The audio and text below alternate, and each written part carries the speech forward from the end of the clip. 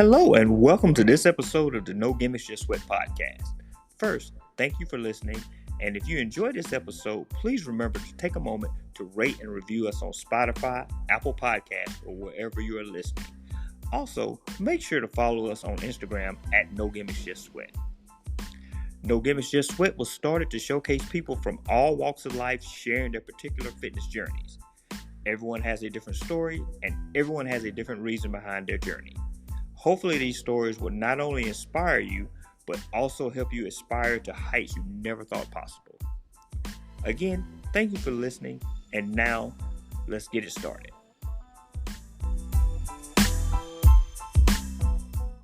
Hello, and welcome to another episode of No Gimmicks Just Sweat. I am your host, Eric, and today we have Cassy. Cassy, how are you doing today? Oh, living the dream. It's a wonderful day. Yes, it is. Beautiful day outside. So, before we get started, and before we get, a little deep into who you are and what you do, let's break the ice a little bit with a couple of rapid fire questions. All right, are you ready? Yep. All right, morning runs or evening runs? Ooh, morning. All right, run on a treadmill or run outside? Definitely outside. Solo run or group runs? Ooh, both. Solo runs in the morning and group runs in the evenings, if I'm running in the evening. Oh, okay. Road runs or trail run? Trail has my heart, but road is consistent. All right, what's your favorite race distance? I really enjoy 50 milers. That's probably my favorite. Okay. Dream location to go for a run? Anywhere in the world? Ooh, that is extremely difficult. So I was fortunate enough to be able to travel to Switzerland in 2019, okay. and that was incredible. And that created a new desire for me to run. I would either like to run in the Dolomites in Italy or Chamonix in France, because we did not make it to either place, but we will someday. Okay, cool. All right, last one. If you can go on a run or even just work out with any celebrity, dead or alive, who would it be? It would be Kilian Jornet. He's very much alive, and I think that him and Emily are incredible athletes. Cool. All right, so Cassy, just tell everyone who you are, what you do, where you're from, and what's your story. And your story, everybody has a story of how they got from where they were to where they are now. So just kind of share with people your story. Sweet. So I was born and raised in Wisconsin, in a little town called Racine. As far as my running and athletic life, I had a pretty diverse background. So in high school, I did a ton of sports, but I was never really good at any one particular sport. So I did cheerleading, gymnastics, I ran, I was on the swim team, just like everything I could possibly get my hands on and do, I would try. But I never put enough time and dedication behind like getting really good at any one sport. But it was really cool because I got to see a lot of what each one had to offer and then learn what team meant. So fast forward to college age, I got into triathlon and just like sprint and Olympic distance and just for fun. I wasn't super competitive at first, but then I got pretty good. Pretty good is obviously a relative term for a lot of athletes. But I felt that I was competing at a high enough level, and I was in a race and had a bad crash on my bike. Oh, wow. Yes. Had a bad crash, and that kind of scared me from the actual racing of triathlon. But I still loved everything and all things athletics. So I got into running, just road running, and did a few marathons. And obviously in between, that was super fast forward, but did the 5Ks, 10Ks, half marathons, and then built up to marathons. And then this sounds crazy as I'm talking about it. Got into obstacle course racing for a short stint. Okay. And that I saw that in obstacle course racing, you did a lot of trails. So there was like obstacles in between, like on a trail course. So I wasn't so great at the running portion of that. So then I got into trail running to try to get better at OCR and ended up falling in love with the trails. So that fast forward brought me to current day. And yeah, so I just started doing trail races, horrible at first, and did not do well at my first few trail races. But once I started to get a feel for the trail and really started to like it, I started upping my mileage. And my now husband, we were just dating back then. He was one of the crazies that when I met him, he ran ultra marathons. And I used to make fun of him. I said he was bananas and absolutely crazy, and I would never do anything like that. Just because it sounds so ridiculous, right? Like, you're going to run for 17 hours straight. Like, it's just wild, right? So yeah, so I said the words never, which, you know, the word never, you should never say. And it ended up that, like, just a couple years later, I signed up and did my first 50K. And pretty much, I mean, from there on, it's like, I would consider it just like this addictive, amazing experience that you just keep looking for that next challenge. So yeah, so I ended up running my very first 100 miler in 2019. Oh, nice. Yeah, and now I just casually do ultras as much as I can. Pre-pandemic, of course. Of course. Yes. And I follow you online, and I have to share a little secret. You kind of got me into trail running last year. That's awesome. Yeah. You know, with the pandemic and stuff, you know, I was running on the roads, and you know how you just kind of want to get away. And I saw your post and stuff, and I'm like, maybe this is a sign to just try a trail, and that's kind of what I did. And now I'm gradually falling in love with it. Yeah, I can tell you, it's just something magical about.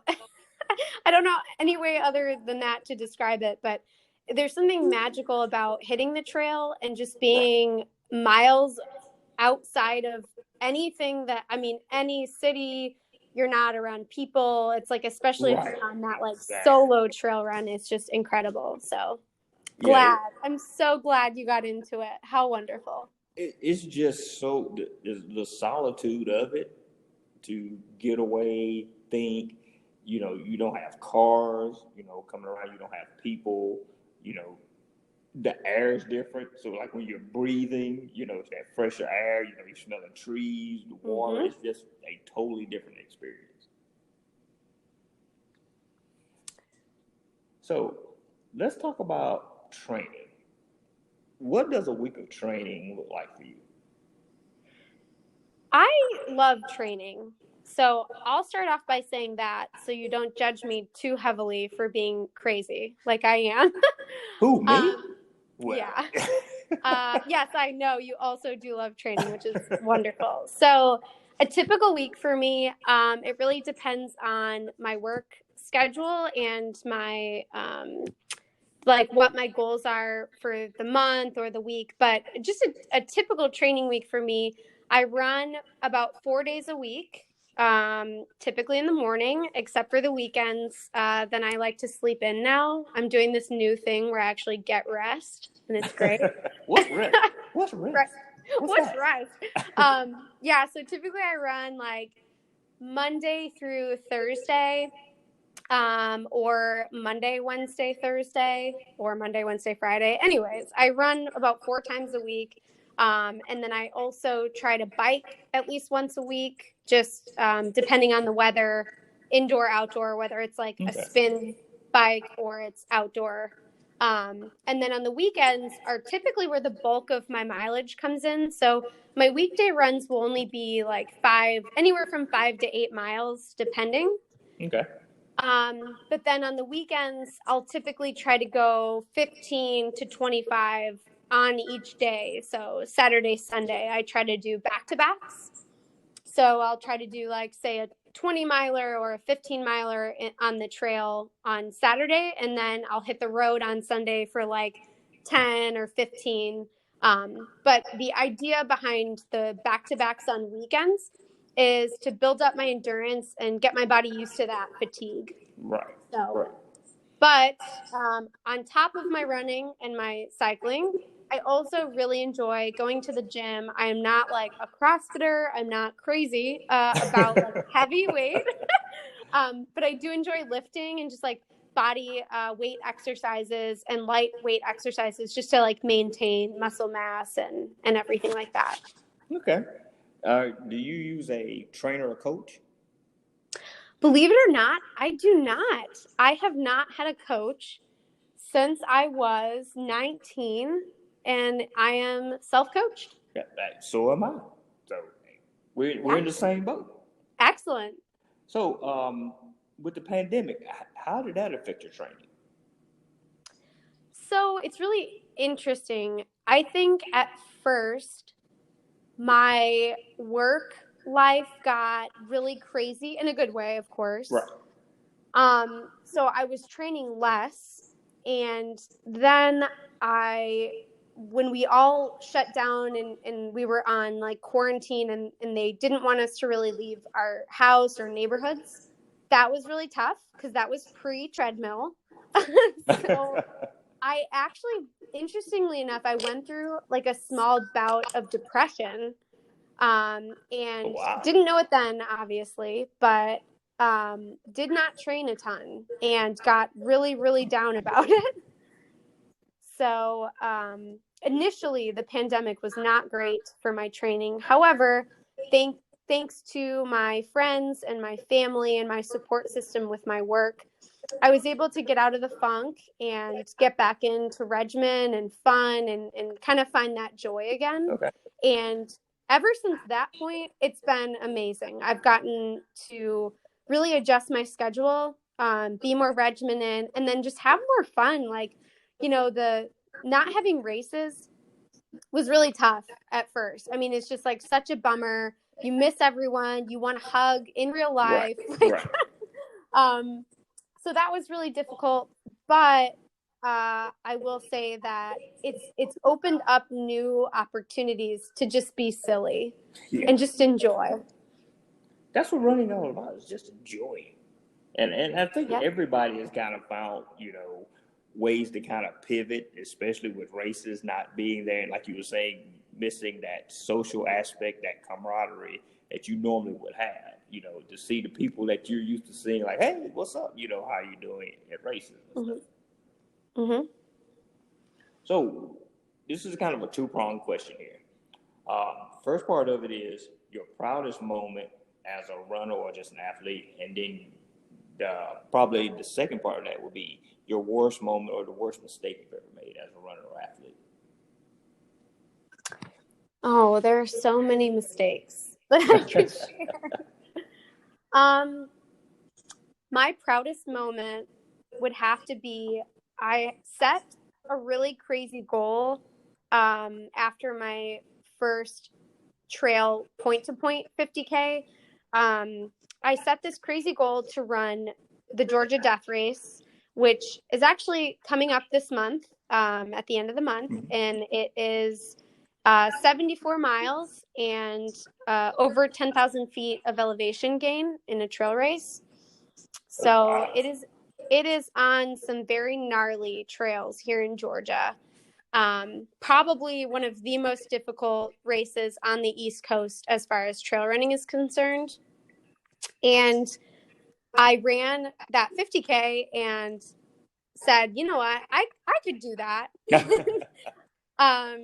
So I signed up for that and set that goal. And it's not so much the finishing that I'm proud of, but it's the commitment and consistency in my training that I'm proud of. I think just learning what it meant to do that for myself and no one else was so special. So I'm really proud of that. I gained a lot from that year, just learning and the months leading up to the race. So that's my proudest, I would say, achievement. And then let's see. So because there are so many mistakes, I will say I think the one that I have not yet learned from is overtraining it's like my Achilles heel, right? Like I love training. I love running. If you call me and it's, 5 a.m, I would go running with you. Right. Like Right. I enjoy it. But I think overtraining really does your body a disservice in so many ways.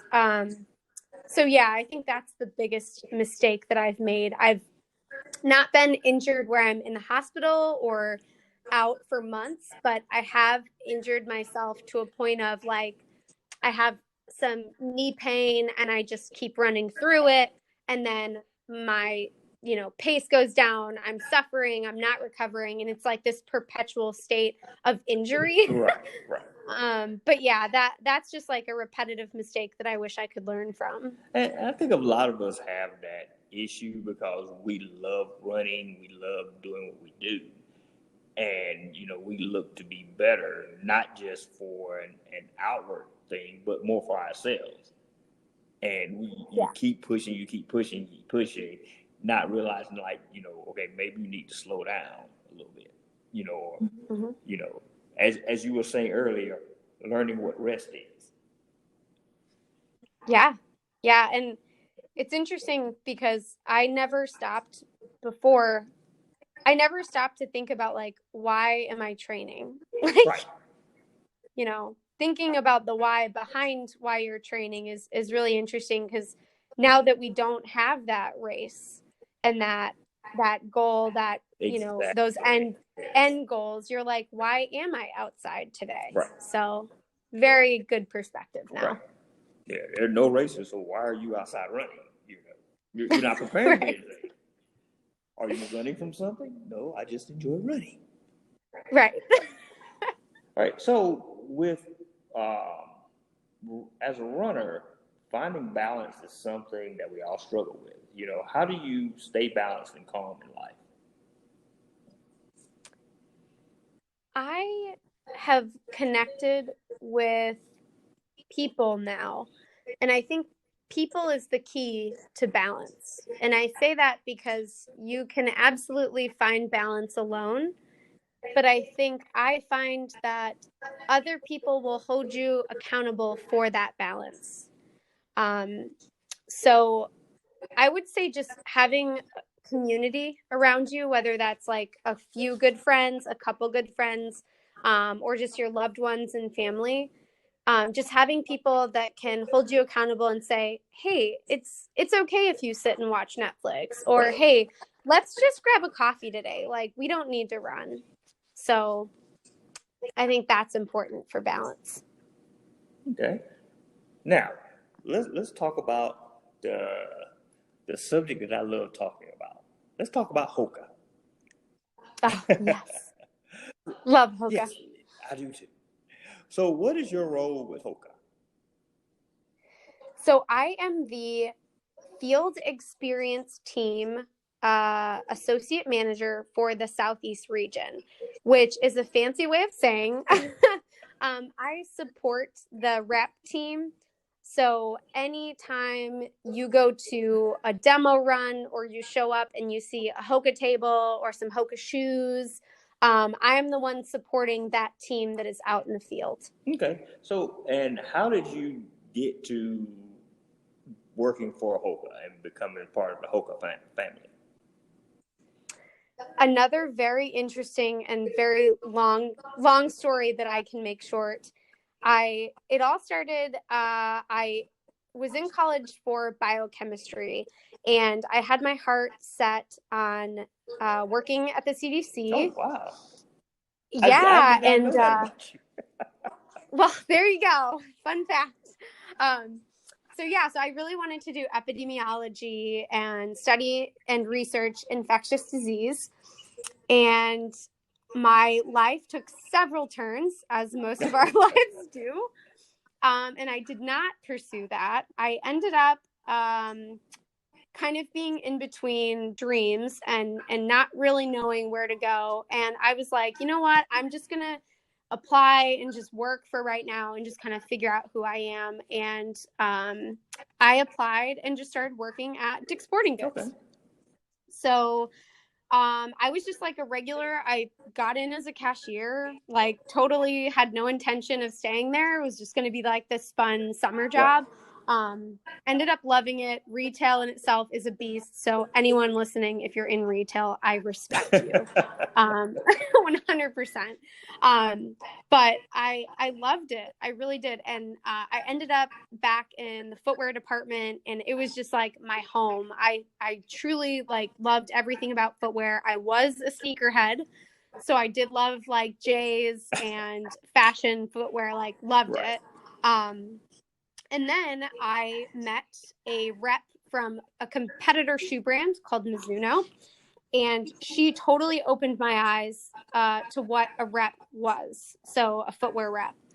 And I was just like enamored by her job. She literally, I mean, she would show up, she would talk about the shoes, talk about, you know, how we could help other people with, you know, comfort in running and why shoes are so important.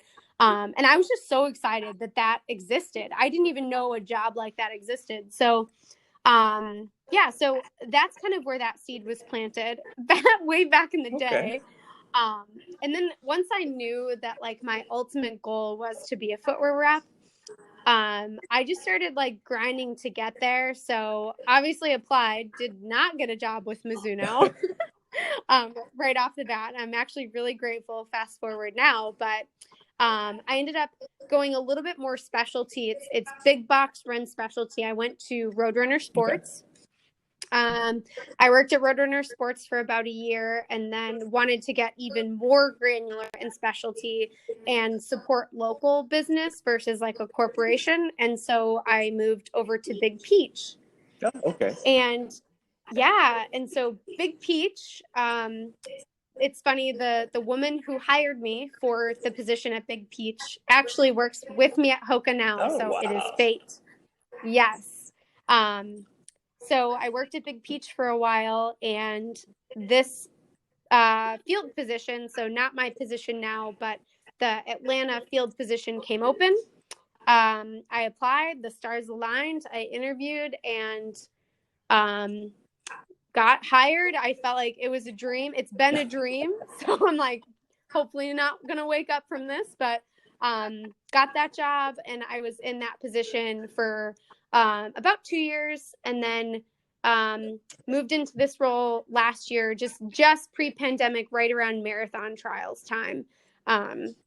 But yeah, so I worked in the field. I was slinging shoes, doing demos, going to Orange Theory and all kinds of different gyms and consumer groups and trail. And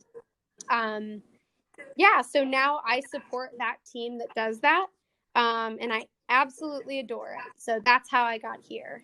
And yes, for those that don't know Cassy, she is an awesome rep. I can attest to that. She is an awesome rep. She loves the shoe. She loves the job. So yes, with that, let's say I'm starting off as a runner, I'm a new person, I don't know what shoe to get, you know, how would you, I'm trying to figure out the best way to work, how would you kind of sell, you know, and I'm doing air quotes, HOKA to someone who's new to running and trying to find that perfect shoe? Yeah, that is a great question. So here's the beauty of running, and you know this better than anyone, right? It is such a personal journey in so many ways. So I would not sell anything to anyone. What I would recommend doing, so first step is acknowledging that running shoes really do make a difference. Game changers, and acknowledging that. And then I would encourage finding a local running shop that can fit you for the proper fit of running shoe. And they do have like virtual options now. So if you're in a position that you still can't get into stores, I mean, there are even stores where you can call and they'll do like video, like they will find a way and they will get you fit. Yeah. And I have not seen that yet. Yeah, so there's a lot of cool resources out there. And I will say that local running shops really do a great job of making sure that you're in the right shoe and that you're set up for success to be, you know, comfortable in your running journey. So that being said, I would say get fit first and foremost. And then I would say it's very important to know there are a ton of great running shoes out there. Like when I say a ton, it's a world. It is a whole world where you cannot imagine what goes into the design process and just everything around running shoes. So I would just encourage people to be open-minded and try on everything, like everything you can. Every brand, every cushion level, even if the person fitting you suggests a size, half size up, half size down, like really do question and try and just close your eyes and just feel the shoes, because there really is a shoe for everyone. I truly believe that. Yes. And now, go ahead. Sorry, go ahead. Well, what I was going to say is that's kind of the way when I first started running that happened with me. Is that, you know, at Big Peach Running Company, yes, Midtown. Woohoo! You know, we tried several different shoes with me that just didn't work, and then someone recommended HOKA Bondi, and that's how I kind of got into HOKA, because it really was the only shoe that was comfortable for me to run in, and I think that's an important part of running is that, you know, a lot of people, they aren't comfortable running. And then they kind of, if you're not comfortable running, you kind of lose interest in it. And you kind of get turned away from it. So what you said is very important. Yes. And just like anything else, it does come down to preference, and certain people that I've fit at running stores, it's been, you know, things like color, fit, upper material. I mean, it's like a million different things that people are particular about. And the beauty of getting fit is there's no judgment. The person fitting you, I mean, they're all trained to be as unbiased as possible to get you what you need. So that's really cool. If you do come to a place where you find yourself in HOKA, again, there are so many options within the brand. It is just, again, endless. You could have very specific preferences, and we have a shoe that you can run in with those preferences. So very exciting time to be a runner. Yes, definitely. So as far as preference, what is your go-to HOKA shoe? Oh, that is such a hard question. Well, let's break it down then. What is your go-to road shoe? What's your go-to trail shoe? Okay, that does make it a little bit easier for me, and I can give you the why behind both models. So I'll start with trail, because like I told you before, my heart is on the trail, and my favorite trail shoe is the Speedgoat 4 currently. Speedgoat franchise in general, I've started with the 2 and I have been in love ever since. So reason being, the overall fit has been dialed in for my foot, fits me really well. And the grip, the Vibram on the bottom is just incredible traction. So even if I'm hitting very technical, gnarly, wet, icy, whatever trails I'm on, I feel super confident that I can run comfortably in that shoe. And then the cushion, the Speedgoat 4 is just such a monster, because I call it the 5K to 100 mile for the trail, similar to the road model I'll tell you about. But it's any distance. It's light enough to wear for like a fast, like 5K trail race. But I wore the Speed Goat and my 100-miler, like my first 100-miler. So it's like that kind of shoe is a unicorn to me, and that's absolutely my unicorn shoe. And then for road, my go-to, I keep going back to it, is the Clifton. Right now we're on the Clifton 7. And it's just such a reliable shoe for me, and it's changed a lot over the years. So I started in the Clifton 2, which feels like forever ago now. I really loved the Clifton 2. I loved the Clifton 3. I was not a huge fan of the 4 and 5. I still wore them, but slightly begrudgingly. And Clifton 6 came out, completely restored my faith in the Clifton, and then now the 7, it just only keeps getting better. So it's just, that's like my consistent go-to. But I will say one that I just ran in yesterday. It is our new Mach, the Mach 4. Yes. And let me tell you, I think the Clifton has a competitor in my heart. Wow. So very excited about that shoe. But yeah, those are my go-tos. So Speed Goat 4 for trail, and Clifton 7 for road. I just started running in the Speed Goat because I got a pair for Christmas, and that's going from the Stetson to the Speed Goat, and it's a noticeable difference. It's much lighter. I mean, and I'm speaking for me and my running habit. It's much lighter, and I feel like I have a lot more flexibility in my foot as I run on the trail than I did with the Stetson. Yeah. Yes. It's a great shoe.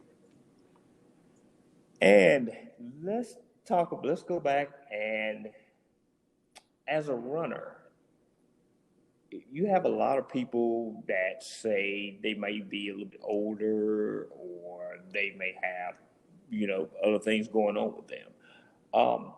What would you say to those people that say it's, they don't have time to run, or it's too late to start running, to kind of help them kind of see the enjoyment of running? Yeah. It's funny that you say that, because, we hear it a lot in the industry and at events and everywhere we go. If people see others running and see me representing a running and performance brand, that's something that's really common to hear. And I will just say, it is never too late.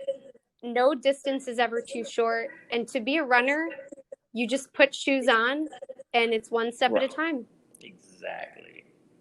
And how do you want to be remembered as a runner? So, let's say 10, 15, 20 years down the road, how would you want to be remembered? I would love if my athleticism was the last part of my legacy. I never want to be remembered for any trophies or any finish times. Although I do appreciate a good SKT or world record. I would just love to be remembered as being open-minded and fun, and just ready for a good time always, especially when it pertains to running. And as we get ready to kind of close, what's a non-running fact about you that most people don't know? That could be a hobby or whatever. Ooh, my fun fact is I actually come from, my family is Bosnian, Macedonian, and Yugoslavian. Did not know. So Again, I was raised.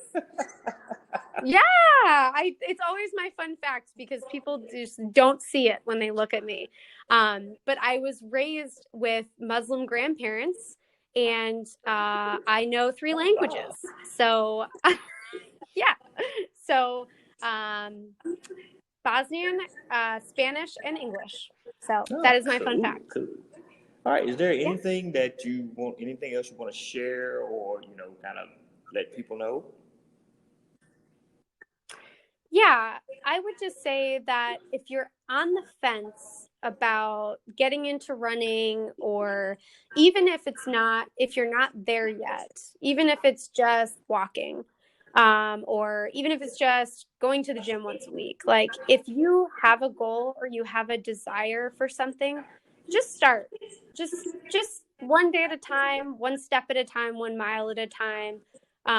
Because the fact that you have the ability to set those goals and the ability to actually follow through is so powerful, and it's such a gift. Every day is a gift, every run is a gift. So really see it for what it is, and don't be afraid to fail. So just start and don't be afraid to fail is my favorite That message. is awesome. Cassy, thank you for being on the show today. Yes, thank you so much for having me, and I can't wait to run with you in real life safely sometime again soon. Definitely. If anybody wants to get in contact with you, how can they do so? Yeah, so I am on Instagram. My current handle is CASLANI. And my Facebook, Cassy Campanella. So I am the only one on both platforms. But if you have any issues, I'm sure Eric can definitely get you in contact with me.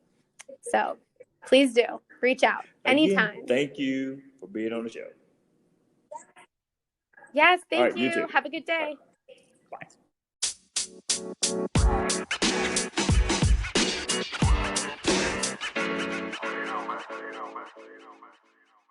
Inspiration is the spark, and motivation is the drive, but discipline is how you get things done. You must have discipline not to be distracted so that you can focus on what you want to accomplish and be committed to making sure it's done. Motivation alone is not enough. You need discipline if you choose to adopt a healthier lifestyle. It's easy to get sidetracked by daily events and use them as an excuse. Temptations to skip a workout or fall off the wagon in regards to your diet will always be there. Discipline is what keeps you accountable. Making sacrifices is a part of being disciplined, but those sacrifices bring you close to achieving your health and fitness goals. The rewards may take a while, but the payoff is huge. And that's it for this episode of No Gimmicks Just Sweat. I really hope you enjoyed it. Don't forget to subscribe and rate and review us wherever you listen to podcasts. Thank you for your support, and until next time, keep crushing your goals.